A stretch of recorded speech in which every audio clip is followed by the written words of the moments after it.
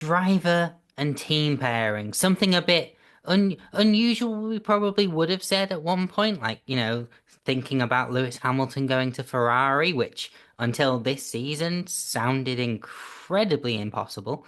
Um, but yeah, I want to know what you think would make the best driver and team pairings. And George, I've just already spoken to you about circuits, but I'm going to come straight back to you with this one. Well, when you said this question, I just tried to think of people who, at different points of the career, if things kind of shook out differently, if a potential move actually happened, what it would actually be like. And the first guy that I thought of, the person who's made the most questionable and probably terrible career decisions on a number of occasions, is Fernando Alonso.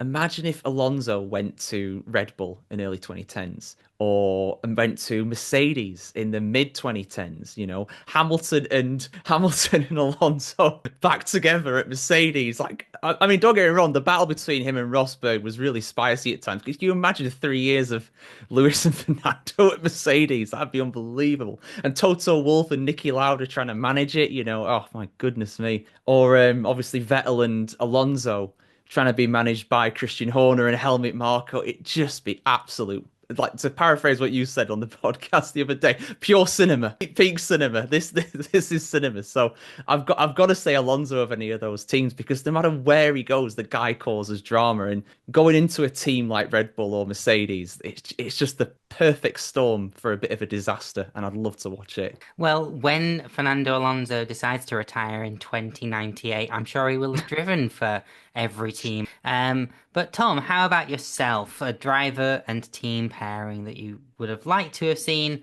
or would like to see now? Oh, I don't know whether to just list them all to annoy Owain and take all of his, but I've got a few.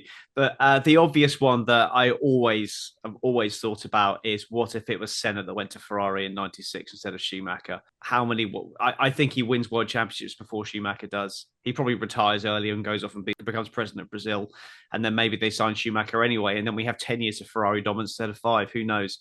But that's the obvious one.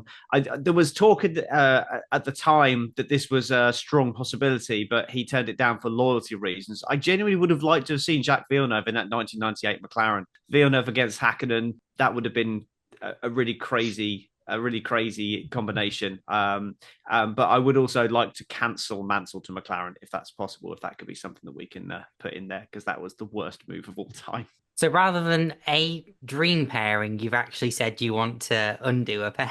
Yes, cancel that. Cancel that. That didn't happen. We'll ignore that. I'll get on to David Tennant and see, what he can do in terms of going back and making that switch. Because apparently, like, if we can do that, Valtteri Bottas would quite like to undo going to Sauber, and who can blame him?